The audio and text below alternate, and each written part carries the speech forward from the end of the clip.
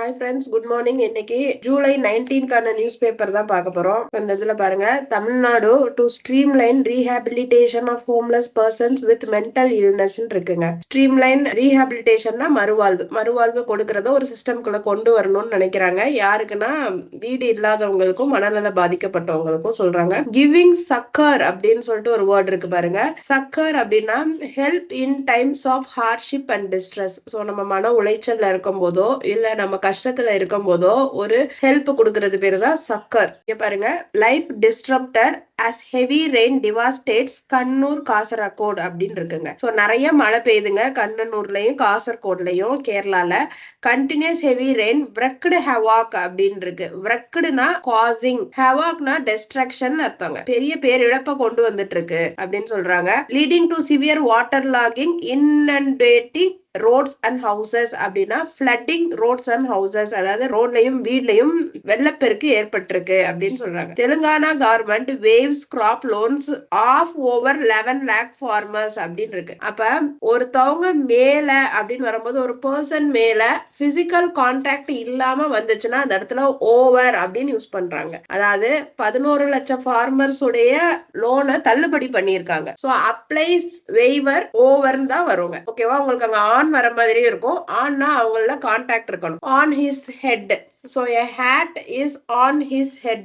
So அது வந்து தலைய தொட்டு அந்த தொப்பி இருக்கு, அதனால அது ஆன்னு வரும். சரிங்களா? இப்ப வந்து இந்த ஃபார்மர்ஸ்க்கு மேல வெய்வர் கொடுத்திருக்காங்க, தள்ளுபடி பண்ணியிருக்காங்க அப்படின்றப்போ இந்த இடத்துல ஓவர் வருதுங்க. ஸோ ஓவரோட யூசேஜுக்காண்டி இந்த இதை போட்டிருக்காங்க. இதெல்லாம் நம்ம க்ளோஸ் டெஸ்ட்ல யூஸ் ஆகலாம், அதனால நான் சொல்லியிருக்கேன். அடுத்து நம்மளோட எடிட்டோரியல் பேஜ்ல பாருங்க, questionable intent. ஸோ கொஸ்டின் கேட்கிற ஒரு இன்டென்ஷனோட ஒரு பர்பஸோட Maharashtra bill to tackle extremism liable to widespread misuse. So மகாராஷ்டிரால ஒரு மசோதா கொண்டு வந்திருக்காங்க. அது வந்து அன்லாஃபுல் ஆக்டிவிட்டிஸ், எக்ஸ்ட்ரீமிசம்னா தப்பு செய்யறதுன்னு வச்சுக்கோங்களேன். சட்டத்துக்கு புறம்பான செயல்களை தடுக்கிறதுக்காண்டி அதை கொண்டு வந்திருக்காங்க. ஆனா அது அந்த சட்டங்களை நிறைய தப்பா கையாளுறதுக்கு வழி இருக்கு, லயபிள் பாசிபிலிட்டி இருக்கு அப்படின்னு சொல்றாங்க. அடுத்து ட்ரேடு டாக்ட். இந்த நியூஸை படிச்சு பாருங்க. மோர் support and greater certainty in trade policy can bolster export. அதாவது இன்னும் நிறைய சப்போர்ட்டும் நிறைய கிளாரிட்டியும் நம்ம ட்ரேட் பாலிசியில இருந்துச்சுன்னா கேன் போல்ஸ்டர் எக்ஸ்போர்ட்ஸ்னா, போல்ஸ்டர்னா இன்க்ரீஸ் தி சப்போர்ட், இல்லைன்னா என்கரேஜ் எக்ஸ்போர்ட்ஸ். இங்க வந்து பாருங்க, இப்ப நம்மளோட நேபாள்ல 2 பஸ் வந்து ஆத்துக்குள்ள விழுந்துருச்சு அப்படின்னு இருக்கு. இந்த இடத்துல ஸ்வெல்லன் ரிவர் அப்படின்னு கொடுத்திருக்காங்க. ஸ்வெல்லன் ரிவர் அப்படின்னா நார்மலா வர தண்ணியை விட ஜாஸ்தி தண்ணி வர ரிவர்ல, வெள்ளப்பெருக்கான ரிவர் அந்த மாதிரி அர்த்தங்க. இந்த இடத்துலங்க ஒரு இன்ஃபுளுசர் மகாராஷ்டிரால தவறி விழுந்து இறந்துட்டாங்க. அதுல வந்து 6 மணி நேரம் ரெஸ்கியூ ஆபரேஷன் போயிருந்திருக்கு அவங்களை காப்பாத்துறதுக்கு. So pull up took 6 hours to pull up mister Kamdar as the heavy rain and stones rushing down posed challenges in rescue operation அப்படின்னு இருக்கு. ஸோ இதுல புல் அப் அவங்களை மேல கொண்டு வரதுக்கு, அவங்க பாடியை மேல கொண்டு வரதுக்குன்னு தான் கரெக்டான மீனிங் தான் இங்க வந்திருக்கு. ஆக்சுவலான ஃப்ரேசல் வர்போட மீனிங் என்னன்னா புல் அப்ஸ்னா ஸ்டாப். சோ ட்ரெயின்ல நம்ம வந்து எமர்ஜென்சி செயினை புல் அப் பண்ணோம் அப்படின்னா நின்றோம். புல் டவுன், அந்த இடத்துல ட்ரெயின்ல வந்து புல் டவுன் சொல்லணுங்க லிட்டரல் மீனிங். ஆனா to pull up the train he clinched the emergency chain அப்படின்ற சென்டென்ஸ் வரலாம். சரிங்க. இந்த இடத்துல பாருங்க, a pall of gloom descended over Darjeeling அப்படின்னா pall of gloom அப்படின்னா என்ன அர்த்தம்னா ஒரு நிறைய கஷ்டமான ஒரு feeling, deep sadness, feeling of deep sadness, sorrow இல்ல ஹெவினஸ். இதுதான் வந்து pall of gloom. GRSC bags ₹840 crore deal to build ocean research ஷிப்னு இருக்குங்க. GRSCனா garden research ship builders and engineers. அவங்க தாங்க ஒரு புது ஓஷன் ரிசர்ச் ஷிப் ஒன்னு, ஷிப்னா வெசல்னு சொல்லுவோம், ஓஷன் ரிசர்ச் வெசல் ஒன்னு ரெடி பண்ணி தர போறாங்க. இது வந்து மினிஸ்ட்ரி ஆஃப் எர்த் அண்ட் சயின்சஸ்க்கு கீழே வரப்போகுது. இதுல நிறைய பேருக்கு ட்ரைனிங் எல்லாமே கொடுக்க போறாங்க. இது வந்து கோல்கட்டால இருக்கிற நம்மளோட கவர்மெண்ட் ஷிப் பில்டிங் கம்பெனி தாங்க. இது ஒரு பப்ளிக் செக்டார் கம்பெனி. நம்மளோட பிசினஸ் பேஜ் பாருங்க. இன்ஃபோசிஸ்ல ப்ராஃபிட் ஜாஸ்தி வந்திருக்கிறதுனால ஜாஸ்தி ஃப்ரெஷர்ஸ் ஹையர் பண்ண போறாங்க. Flare up in vegetable prices stalls overall disinflationary ட்ரெண்ட்னு இருக்குங்க. ஃபிளேர் அப் அப்படின்னா sudden outburst of something or sudden இன்க்ரீஸ்னு அர்த்தங்க. இந்த இடத்துல வெஜிடபிளோட விலையெல்லாம் திடீர்னு இன்க்ரீஸ் இன்க்ரீஸா இருக்கிறதுனால ஸ்டால்ஸ் அப்படின்னா ஹோல்ஸ்ன்னு அர்த்தங்க. அந்த இடத்துல ஸ்டாக் பண்ணி வைக்கிறது. Overall disinflationary trend. இன்ஃபிளேஷன்னா பிரைஸ் ரைஸ், டிஸ்இன்ஃபிளேஷனரினா பிரைஸ் ரைஸ் ஆகாம இருக்கிறது. சோ அத வந்து பிரைஸ் ரைஸ் ஆகாம இருக்க ஆர்பிஐ நிறைய ஸ்டெப்ஸ் எடுத்துட்டு இருக்காங்க.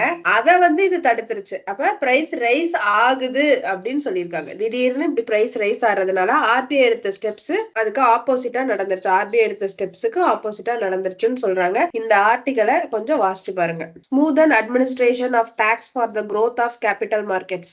டாக்ஸ் அட்மினிஸ்ட்ரேஷனை நம்ம வந்து நல்ல ஈஸியா மாத்தணும். மாத்தினா நம்மளோட ஷேர் மார்க்கெட் வந்து நல்லா இன்னும் வளரும் அப்படின்னு சொல்லியிருக்காங்க. கோவிட்க்கு அப்புறம் நிறைய பேருக்கு டிஜிட்டல் ஆபரேஷன்ஸ் நல்லா தெரிய ஆரம்பிச்சு. அதாவது கம்ப்யூட்டர்லாம் எப்படி யூஸ் பண்ணணும், அந்த மாதிரி ஆன்லைன்லாம் நல்லா தெரிய ஆரம்பிச்சு. ஸோ அது தெரிய ஆரம்பிச்சதுனால நிறைய அக்கௌண்ட்ஸ் வந்து ஓபன் பண்ணாங்க, டிமேட் அக்கௌண்ட்ஸ். அதனால நிறைய ஃபண்ட் இன்ஃப்ளோஸ் வந்து நம்ம கேபிட்டல் மார்க்கெட்குள்ள வந்து கேபிட்டல் மார்க்கெட் நல்லா ப்ளூம் ஆக ஆரம்பிச்சிச்சு. ஸோ இன்னமுமே டாக்ஸ் ரிலேட்டடான பாலிசிஸை இன்னும் ஈஸியா கொண்டு வந்தா இன்னும் நிறைய இன்வெஸ்டர்ஸ் உள்ள வருவாங்க அப்படின்னு சொல்லிட்டு இந்த ஆர்டிக்கல் இருக்குங்க. இதுவும் வாசிச்சு பாருங்க. அடுத்து ஒரு அப்பாயின்மெண்ட்டுங்க. யூரோப்பியன் கமிஷன் பிரசிடென்டா உர்சுலா வான் டி லேயன் அவங்க வந்து திரும்பியும் எலெக்ட் ஆயிருக்காங்க. Vance weaves the personal into America's first politics அப்படின்னு இருக்கு. வான்ஸ் அவரோட பர்சனலான சைல்ட்ஹுட் விஷயத்த பாலிடிக்ஸ்குள்ள வச்சு அதை சொல்றாரு.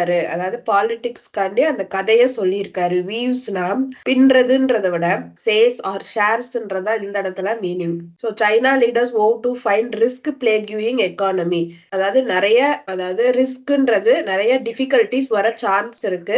அந்த டிஃபிகல்டிஸ் வந்து இக்கானமியை ட்ரபிள் பண்ணலாம். பிளேக்யூயிங்னா ட்ரபிள் பண்ணலாம் அப்படின்னு சொல்லிட்டு அந்த ரிஸ்க்ல சைனா வந்து ஒர்க் பண்ணிட்டு இருக்கு. அந்த ரிஸ்க் வராம இருக்க ஒர்க் பண்ணிட்டு இருக்கு. Bangladesh student rejects பிஎம்ஸ் olive branch after deadly protest அப்படின்னு இருக்குங்க. இதுல ரீபஃபிங் அண்ட் ஆலிவ் பிரான்ச் அப்படின்னு ஒரு வேர்ட் இருக்கு பாருங்க உள்ள. ரீபஃபிங் அப்படின்னா ரிஜெக்டிங் அப்ரப்ட்லி, உடனே மறுத்துறது, திடீர்னு மறுத்துறது. அண்ட் ஆலிவ் பிரான்ச் அப்படின்னா an offer for reconciliation. So ஒரு பேச்சுவார்த்தைக்கான ஒரு ஆஃபர், ஒரு அக்ரிமெண்ட்டுக்கான ஒரு ஆஃபர், அதை வந்து அவங்க மறுத்துறாங்க. இன்கிரெடிபிள் அப்படின்னா டூ எக்ஸ்ட்ராடினரி, ரொம்ப சூப்பர்பா பெர்ஃபார்ம் பண்ணியிருக்காங்கன்னு சொல்றது. அடுத்து 2D பிரான்ஸ் ஸ்டேஜ் 18ல வந்து பெல்ஜியமோட கேம்பினாட்ஸ் அவர் வந்து வின் பண்ணியிருக்காருங்க. நேத்து ஸ்டேஜ் 17 பார்த்தோம், இன்னைக்கு ஸ்டேஜ் 18. ஸோ அடுத்து ரெயின்ஸ் ஃபார் T20s அப்படின்னா ரெயின்ஸ் அப்படின்னா கண்ட்ரோல்ஸ்னு அர்த்தம். Harmanpreet India holds the aces against Nida's Pakistan in Friday's blockbuster அப்படின்னு இருக்குங்க. ஹர்மன்பீத் இந்தியாவும் நிடாஸ் பாகிஸ்தான் அப்படின்னா என்ன அர்த்தம்னா இந்தியாவோட கேபிட்டல் ஹர்மன்பிரீத், அதே மாதிரி பாகிஸ்தானோட capital Nida. Holds the aces அப்படின்னா has the advantage over other, அதாவது பாகிஸ்தானோட இந்தியாவுக்கு ஒரு அட்வான்டேஜ் இருக்கு அப்படின்னு சொல்லியிருக்காங்க. அன்பேஸ்டு சரப்ஜித் வந்து நம்மளோட பிஸ்டல், அதாவது ஷூட்டிங் ஸ்டார். இவரு ஷூட்டிங் ரிலேட்டடான கேம்ல இருக்க சின்ன கைத்துப்பாக்கி யூஸ் பண்ணுவார். பிஸ்டல் யூஸ் பண்ணி இவர் ஷூட் பண்றாரு. அன்பேஸ்டு சரப்ஜித்னா ரொம்ப கிளியரா இருக்கிற சரப்ஜித், குழப்பம் இல்லாம இருக்கிற சரப்ஜித் அப்படின்னு அர்த்தங்க. இஸ் வெரி கிளியர் அப்படின்ற மாதிரி. சரிங்க, இன்னையோட வேர்டு வந்து என்னன்னு பாத்தீங்கன்னா பில்க் அப்படின்னா சீட்டிங்னு அர்த்தங்க. ஓகேவாங்க. சோ இன்னையோட நியூஸ் பேப்பர் அனாலிசிஸ் முடிஞ்சிருச்சுங்க. Thank you friends.